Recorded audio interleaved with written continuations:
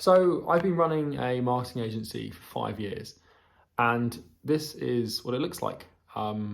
Basically, in the last month, you can see here between the last 4 weeks, we've made around £78,900, so just around $100,000. This is a real Stripe account, by the way. And yesterday we actually made £8,000 for the agency. I'm currently in the process of selling clients and selling this business. It's a pretty awesome thing because it pretty much runs without me, and I don't really have to do any work to maintain this sort of income. But I've been approached by some competitors to technically buy clients, and that serves me well. But today I want to explain my experience with running an agency. Now, this video is not a vehicle for me to promote a course to beginners or to try and sell you something. I do have a program, but we only consult with agency owners that are further along and down the line. This video is intended for people who want to start or are still getting started with their agency, yet to find those first few clients they can get on their feet and get running. If you're an advanced agency owner, you might find this helpful, but this is predominantly more for the beginners. So I've been doing this for 5 years, and in that time, I've basically built and scaled my own agency, NorthFlow Consulting, to 7 figures. It's an awesome business, and like I said, I don't really have to do any work for it to run. I'm going to walk you through my story in short form. I'm not going to spend too long on that, but I'm also going to walk you through what you need to know before you start a marketing agency, and more importantly, what you need to expect. And I'm also going to then explain how to actually acquire clients and what I think is the best way to get clients and sign them up. So I'll start with an explanation as to like some realities, because you probably have watched a lot of people on YouTube talking about SMMA, and you might have been looking at them. A lot of people are incentivized to tell you that starting a social media marketing agency is easy. And the reason they tell you that is because they want you to believe it's easy, so you'll buy their 997 course and therefore give them your money. I'm telling you the opposite. If you want to start a marketing agency, or if you started one and want to grow it, you need to know it's going to be hell to do. It's really, really difficult, and it's extremely hard work. And you need to be unbelievably dedicated and disciplined to get the thing off the ground. Now, when you've been doing it for a few years, you'll be in a position like I am now, where you can look at your Stripe account right on your phone, and you can see that you've made £80,000 or $100,000 in a month without lifting a finger. But this is only possible after like literally 5 years of dedication. I've had this business automated for the best part of 18 months now, but it took me about 3.5 years of 12-hour days basically to make that happen. And anyone that tells you otherwise is lying through their teeth, and they're probably trying to sell you a course. So the first thing I want you to know, and the first thing that I've learned in my experience, is that starting a marketing agency is hard. Now, the reason behind this is because most people that start marketing agencies are not business owners. They're people that want to become business owners. Building the agency isn't the hard part. Becoming the person who can is what is difficult. How easy it is for you to build an agency will depend entirely on the skill set you have coming into the business. So if you're coming into the business as a complete beginner with no sales skills, no persuasive skills, no service delivery skills, no system skills, no hiring skills, if you are starting at a clean slate, then it is really going to take you years and years and years of work to build something valuable. Because what you have to do is realize that how successful your business is really a reflection of how successful you are in terms of acquiring the skills and the values and the principles that you need to actually acquire and apply to make the business work. The business is never really about the business. The business is always about you. And the fastest way to grow your business is to grow yourself, because your business will be an extension of you. And so if you're behaving well and focusing and staying healthy and staying clean in terms of your thinking, and you're improving yourself, then you will in turn improve the business. Because really, like, if you apply critical thinking to what a social media marketing agency is, it's kind of just an extension of the person running it. And so that's the first thing I've noticed, is that a lot of people think it's going to be easy, but it's really hard. And one of the hardest things people find to do is acquire clients. Now, my marketing agency, I managed to go from $0 to $10,000 per month in the first 6 months of actually running my thing. And that was awesome, but that's an anomaly. The reason I was able to do that is because I already had acquired a really important skill, or 2 skills: cold calling and sales. I had done a year's apprenticeship prior to starting my agency, and I had learned there how to set meetings through the phone and close deals and start making money. So I came into the agency and I went from $0 to 10 grand a month. Well, it's actually more like $12,000. And I did that through cold calling. I did that through sales, because I'd come into it and I already had a skill that I could leverage to acquire clients. if you see people coming into the agency space and doing insane numbers really quickly, but you're not doing that, you need to realize it's because they already sit on this, they have skills already. Like, you know, I could start another marketing agency tomorrow and get it from 0 to 10 grand a month in like 2 weeks. But the only reason that I'm able to do that is not because of the business model, but because of myself. So the variable in business is never the business model itself. It's always the human being running the business. And so that's why you can never compare yourself to other people running an agency against your time frame or their time frame. It's because like their experience may not match your experience. So you might be sort of contrasting someone's income to your own income, but what you need to do is contrast their experience against your experience or their ability to learn things, because that's really what creates the cash in the first place.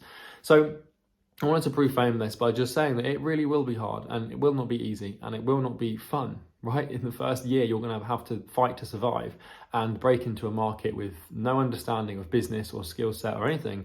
And you really need to recognize that it's not going to be fun because, well, it's fun because you kind of can enjoy the grind and you can get your feet dirty and your hands dirty rather.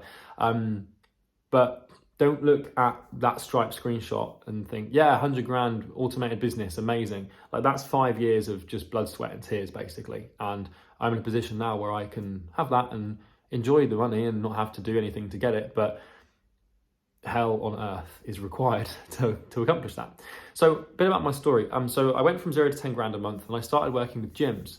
You really want to pick a niche when you start out because focus and centralized attention is the most important thing to growth in a company. Also, having a niche keeps things simple and it allows you to niche down and become a true expert. People pay experts, they don't pay generalists.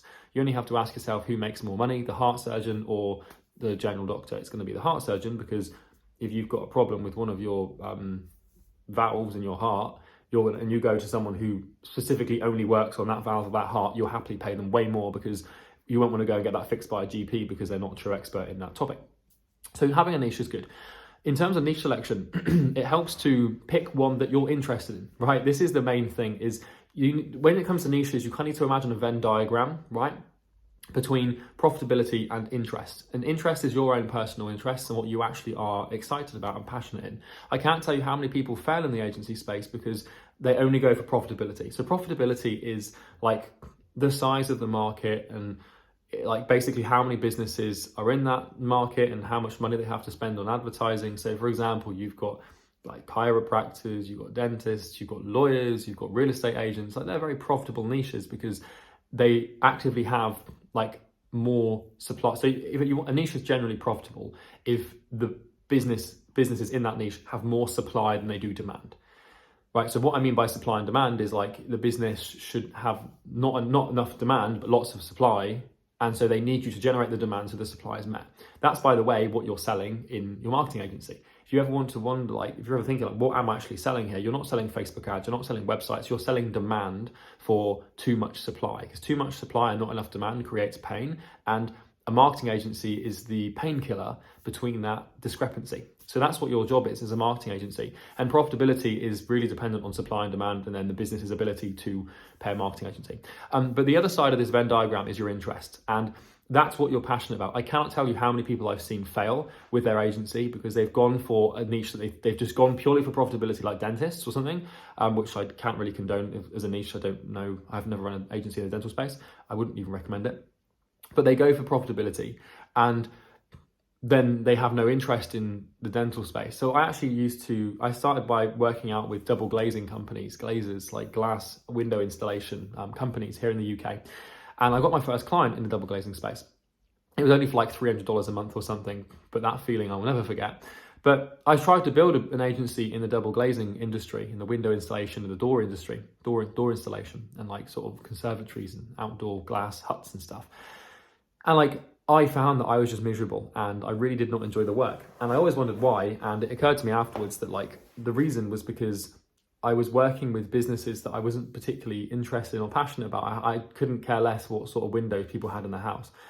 So I sort of sat down and thought, well, what am I interested in? And I thought, well, I quite like fitness. I spend a lot of time in the gym. A lot of my friends go to the gym. So I started working with gyms and that's really where things just kicked off for me.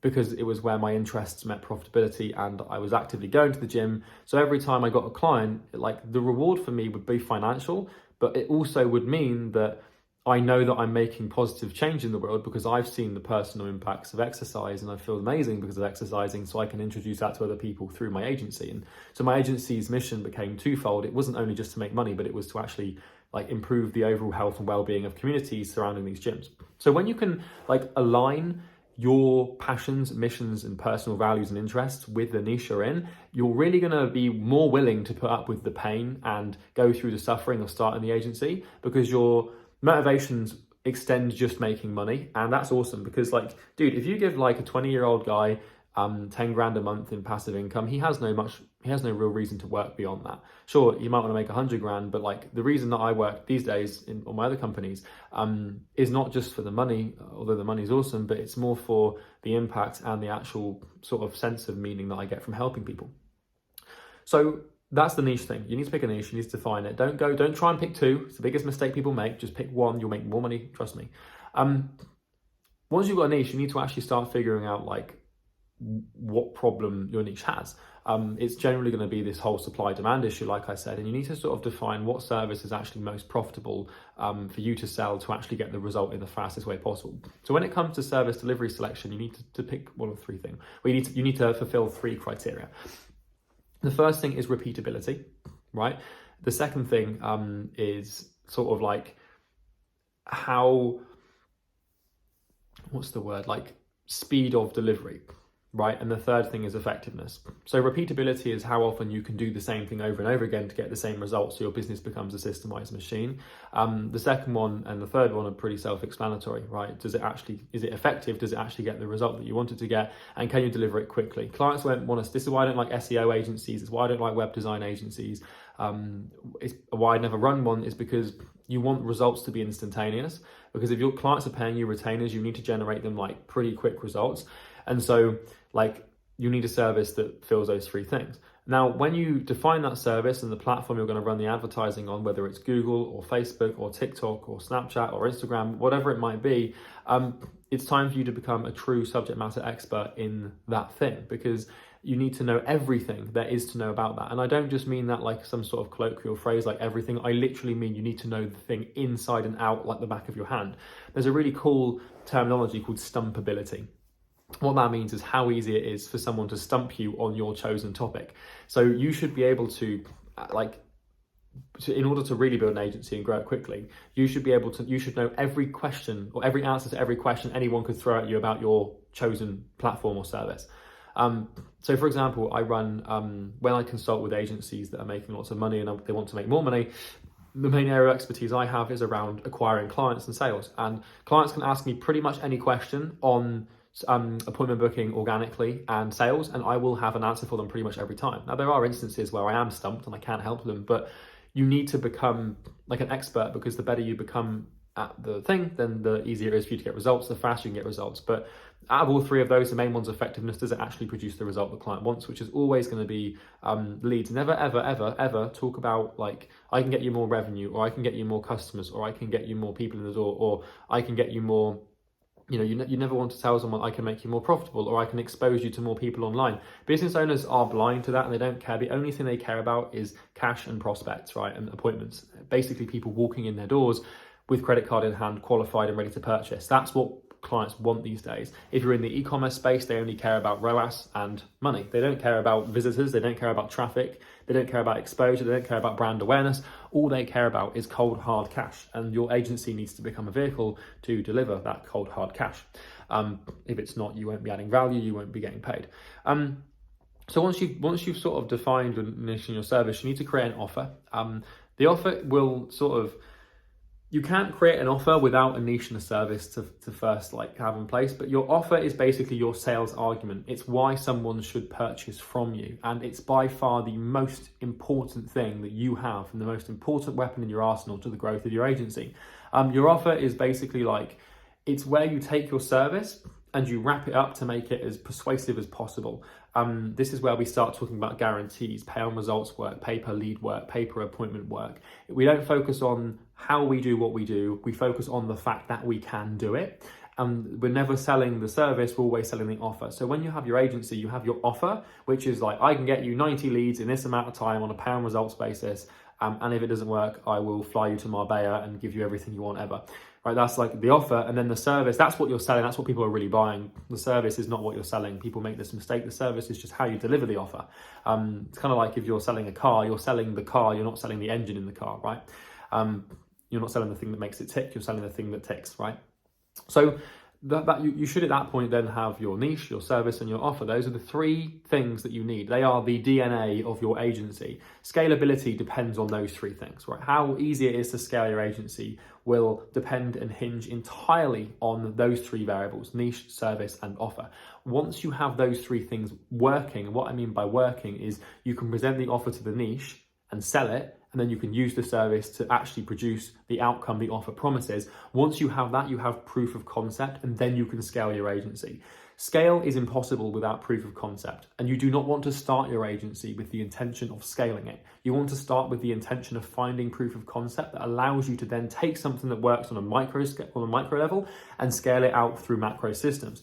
In the early stages of your agency, you should not be focused on systems. You should not be focused on really anything that isn't proof of concept with offer, niche, and service. Once you have those three strings and those three strings of DNA that work, you can apply scale to them through systems, and you can start like buying programs to invest, whatever you want to do there.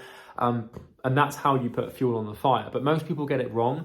Most people try and start their agency to make money and grow an agency and scale an agency, but you want to start an agency to try and establish a unique proof of concept that cannot be copied by other people, and your DNA becomes your moat and it becomes your advantage in business. The reason my agency has done so well is because we have got an insane service, right? Our service is remarkable. It's just above everything else in the market. We have an insane offer. People want to buy it, and our niche is great and profitable, and we're interested in it. So we talked about what makes a good niche earlier. Another business I have is called Imperium Agency, which is the one that I've talked about. It's a high ticket coaching business that helps existing agency owners scale, right? And the main thing we focus on at the beginning is proof of concept, like, can you actually do this? And Imperium Agency, we started it about 18 months ago, and it now does like 200 grand a month. It's a separate business. And the reason that's gone from 0 to multi-6, 7 figures in a couple of 18 months basically is because of my business partner and I's skill set. We know what we're doing. We can start businesses and grow them that quickly. But the main thing is because the offer's really, really good, and the product's really, really good. So we can actually deliver on the offer, and the niche is really good and profitable because we work with agency owners and we like agency owners. I'm more interested in agency owners and coaches and consultants than anything else on the planet because I am one.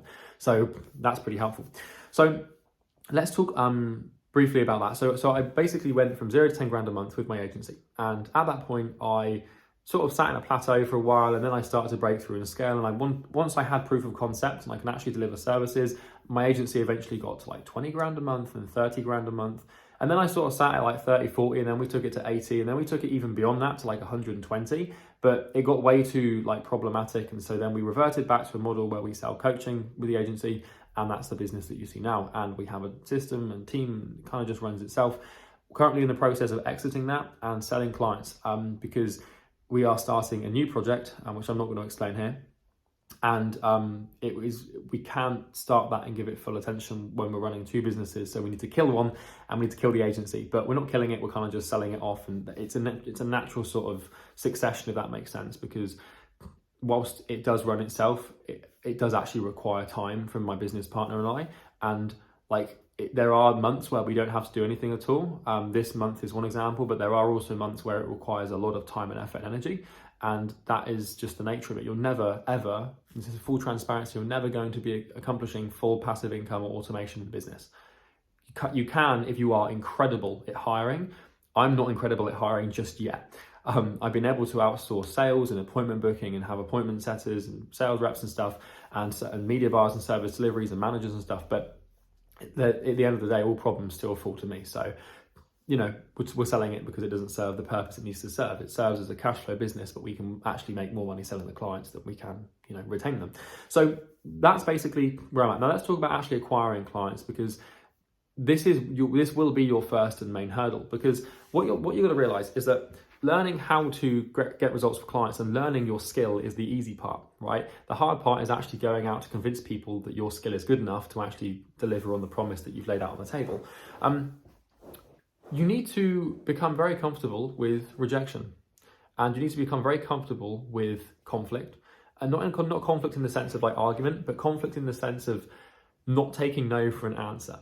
So when you're doing sales calls and when you're doing outreach, people are always going to be saying no to you. You need to become very comfortable and happy with no. But you also need to have the ability to push back and say, hey, I totally understand where you're coming from saying no, but here's why you should actually consider saying yes. You need to develop that ability as early on as you can. It's not arguing with people. It's not creating conflict. You need to learn how to handle objections. And this is something that you can learn. I never used to be very good at it, but it was a skill that I acquired quite early on. Acquiring clients is, in my opinion, the hardest thing for people to do because it's the main thing that drives the growth of the business. And when you start a business, you have to become a different type of person. You will not be the same person you are now when you make $10,000 a month if you're just getting started. It's kind of impossible to maintain your sense of identity and self and achieve what you want to achieve, because if you were capable of making 10 grand a month, you would have already done it. That's the truth. If you were capable of making like all this money and starting an agency, you wouldn't even be watching this video. So what you need to do is you need to accept the fact that you need to change yourself. And I don't mean you need to change your religion or get rid of family members or, shave your head like I did. But what you need to do is you need to start working on your internal beliefs and your mindset. And you really need to become way, way more conscious of your thoughts and your actions and your decisions. And you need to start imagining yourself as the person who can actually accomplish what you want and create almost a second version of yourself. Write out what that person looks like, how they behave, what they think, what they do, like how they make decisions, etc., how they handle their emotions, how they handle situations, how they handle objections, how they build businesses. You need to almost like create a character like you would in a video game. And every day your entire goal is not to start an agency, it's to become the person that can start the agency and make it happen. All of my success has come, that's a bit questionable, I'll leave that in, has came through, it's came through me stepping into the shoes of he who can. What that means is like, I want to now go from multi-seven figures to 8 figures in my business. I cannot make 8 figures as I currently am, right? Who I am right now is not capable of 8 figures, because if I was, I'd already be there, right? Or I'd be making insane exponential progress there, which I'm not. So I need to figure out, how do I make 8 figures? It's not through business strategy, it's through personal development, to the point where like I'm not focusing on making 8 figures in my business, I'm focusing on becoming the person who can make 8 figures in the business. So all of my work and most of my days are just spent figuring out how I can improve myself to become the person who can. And when you become he or she who can, then you will, right? And so what I was saying earlier about sales and client acquisition is you need to become the person that can acquire. Most people don't like natively, instinctively have like psychological ability to acquire and persuade. It's just not written into most people's DNA and most people's genes. Most people just think they're not, like salespeople are just born, but really salespeople are made. I'm an introvert by nature. I'm a different person on sales calls, where I have to become someone else to get what I want. So I had to just adapt and evolve. You have to realize that your business will demand things of you that you currently do not have. And if you don't meet those demands, then you won't be able to supply them, right? And what that means is that you have to become willing and comfortable with becoming someone else, because otherwise you're just going to stay who you are, and who you are is producing the current sense of reality you experience. And that's the problem you've got. So you need to change yourself. And when you come to actually acquire clients, you need to become the person that can acquire clients. So when you're sending emails and when you're doing cold calls, or when you're doing this or that, or taking sales calls, you're going to be like, well, this isn't me. I'm not like a persuasive person. I'm not, this isn't me. You need to let go of those feelings and become he who can, right? But otherwise you're kind of fucked. So I've acquired clients through pretty much every single channel there is. There's no such thing as the best channel for client acquisition. The best channel for client acquisition is the one that your niche is most receptive to being pitched on, or the one that your niche is most consistently on. For example, gym owners are never on LinkedIn. Gym owners will always answer the phone though, right? Dentists, cold calling isn't so good because all dentists have gatekeepers and receptionists that screen the calls for them. So what you need to do is you need to sort of learn and recognize your niche, and you need to figure out like, where do they hang out? Where do they spend a lot of their time? Where are they happy to be pitched? Where are they unhappy to be pitched? For example, like if you're working with lawyers and you add them as a personal friend on Facebook, they might not be receptive to that, but LinkedIn, they might be fine with it. You have to sort of know that about your niche, and the platform you pick for client acquisition will depend entirely on the niche, not what you feel is comfortable for you. A lot of people advise on YouTube that the best outreach method is the one that you feel like you're strongest at, that's completely false information, and you should never believe anyone that says that. In fact, if someone says that, you should run away, because what you're naturally good at, like, doesn't really matter. It doesn't matter. The only thing that matters is what the market needs you to be naturally good at, or good at in general. And so you need to take yourself to meet the market in every situation in business.